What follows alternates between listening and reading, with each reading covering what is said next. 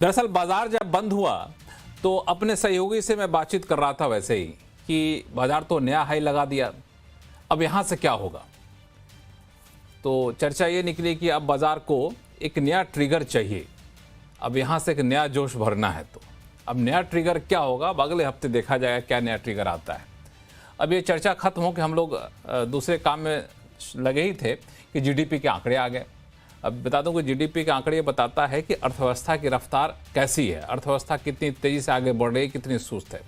हालांकि आंकड़े तो आज आने ही थे, सब ने अपने अपने अनुमान दिए थे, लेकिन ये जो आंकड़े आए ना वो सबको चौंका दिया। तो अब सवाल उठता है कि ये जो चौंका दिया, सारे अनुमान से बेहतर जीडीपी के आंकड़े आए, ये क्या संकेत देता है। अब देखें दूसरी छमाही के जो जीडीपी के आंकड़े आए वो 7.8% से बढ़कर 8.2% में पहुंच गया। जितनी भी अनुमान थे सबको पीछे छोड़ दिया। मैन्युफैक्चरिंग ग्रोथ जो सबसे क्रिटिकल माना जाता है 2.2% से बढ़कर 9.1% में पहुंच गया। तो अब सबसे बड़ा सवाल उठता है कि आर्थिक विकास की रफ्तार में जो जोश जीडीपी के आंकड़ों से दिख रहा है, क्या वो बाजार में एक नया जोश भरेगा क्या, जिसकी चर्चा हम लोग कर रहे थे। लेकिन जब हम ये सोच रहे थे तो मेरे दिमाग में एक और सवाल उठा कि जब अर्थव्यवस्था की रफ्तार इतनी तेज चल रही हो, मैन्युफैक्चरिंग इतना बेहतर कर रहा हो, तो आरबीआई जो अगले हफ्ते अपना एमपीसी करने जा रहा है, रेट कट की घोषणा करेगा क्या, या फिर अच्छी अच्छी बातें करके छोड़ देगा। हालांकि अगले हफ्ते एक और चीज़ होनी है, यूएस फेड के फैसलों पर भी नज़र रहनी है। इस बीच एक और बात, रह के जो बाजार में एक व्हाट्सएप घूमता रहता है कि यूएस के साथ ट्रेड डील कुछ एक घंटे में होने वाली है, तो पता नहीं व्हाट्सएप कब हकीकत बन जाए। तो कुल मिला के आने वाला हफ्ता काफ़ी हलचल भरा रहने वाला है।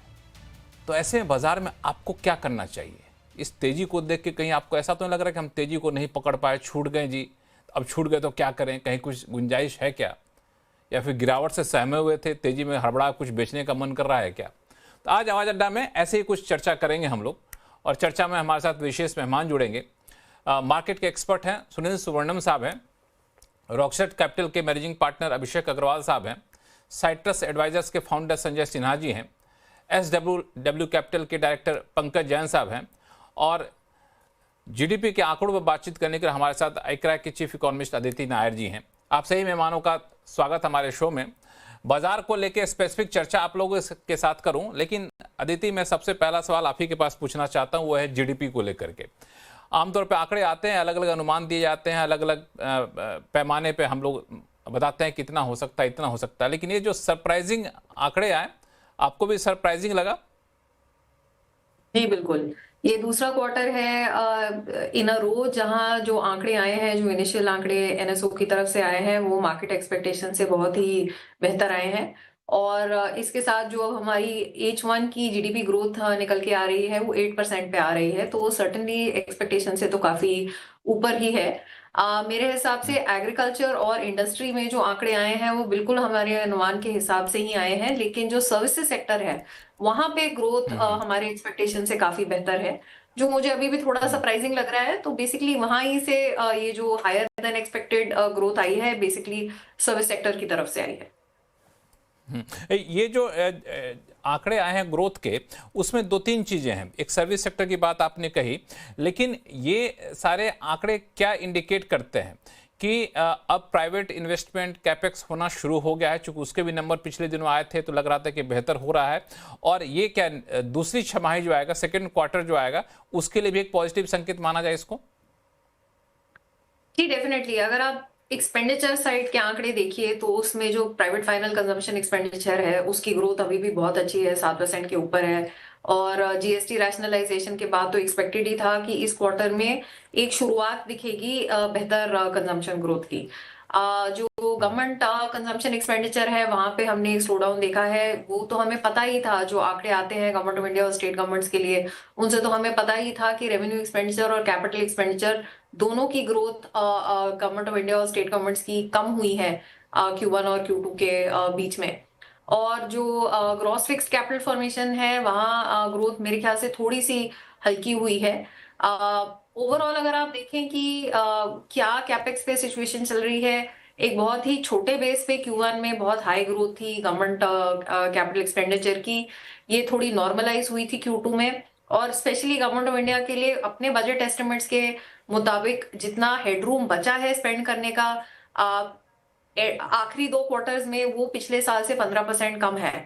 तो एक तो कुछ एलोकेशन या reallocation I should say expenditure की कैपिटल की तरफ होनी पड़ेगी H2 के लिए। दूसरी बात, जो गवर्नमेंट जो रेवेन्यू एक्सपेंडिचर चल रहा है वो भी अभी काफी धीमा चल रहा है, तो मुझे लगता है वहां सेविंग्स के लिए स्पेस होगी। टिपिकली हर साल हमें दिखता है कि बजट एस्टिमेट्स के कंपैरिजन में कुछ savings over the course of the year government of India की निकल आती हैं। इस साल अभी तक कोई सप्लीमेंट्री नहीं हुआ। एक तो फर्टिलाइजर सब्सिडी के लिए थोड़ा सा एक्स्ट्रा एलोकेशन चाहिए होगा, और एक जो एक्सपोर्टर्स की स्कीम आई थी उसके लिए थोड़ा सा चाहिए होगा। तो बहुत ज्यादा फ्रेश एक्सपेंडिचर साइड प्रेशर्स नहीं दिख रहे, तो आई एम होपफुल कि रीएलोकेशन हो पाएगी और कैपिटल एक्सपेंडिचर के लिए जो आउटले है H2 के लिए वो थोड़ा बढ़ाया जा सकेगा। प्राइवेट कैपेक्स में हमारा व्यू, हाउस व्यू ये रहा है कि प्राइवेट कैपेक्स ट्रेडिशनल सेक्टर्स में पीस मील मैनर में हो रहा है, लेकिन जो न्यू एज इंडस्ट्रीज है उनमें ज्यादा स्ट्रांगली हो रहा है। अब 100 बेसिस पॉइंट्स का रेट कट भी हो चुका है। अब अगले हफ्ते की बात आती है तो मुझे लगता है 8% ग्रोथ के साथ even with a series low CPI inflation एक और रेट कट मुश्किल ही लग रहा है अब।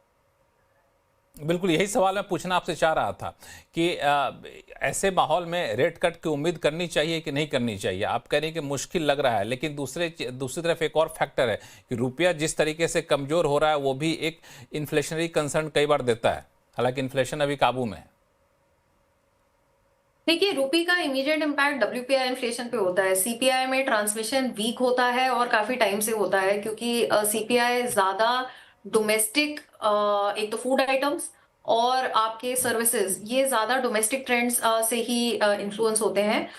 रूपी डिप्रिसिएशन का transmission to food prices and to services prices थोड़ा हल्का होता है। तो इमीडिएटली मुझे उसका इम्पैक्ट इतनी चिंता नहीं है, स्पेशली वैसे ही इन्फ्लेशन अभी तो खैर बहुत ही लो है, ट्रेजेक्टरी तो अपवर्ड ही होगी आगे जाके। हमारा अनुमान है कि 3% का रेट Q4 में क्रॉस हो जाएगा और 4% Q1 में। बट फिर भी अगले साल का हम एवरेज CPI इन्फ्लेशन 4.2-4.3% के आसपास देख रहे हैं on this years low base.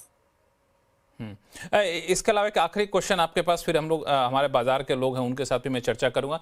Nominal GDP आपको चिंता देती है? देखिए, एज एन इकोनॉमिस्ट मेरे हिसाब से real GDP is very strong, inflation is very low, तो नॉमिनल GDP तो जहां है वहीं होगी ना, और कहाँ जाएगी।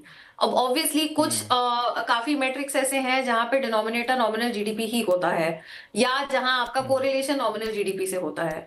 But high real growth, low inflation, as an economist I find it hard to say that I have a problem with that. जब तक है इन्फ्लेशन लो तब तक नॉमिनल GDP ग्रोथ थोड़ा लो रहेगा।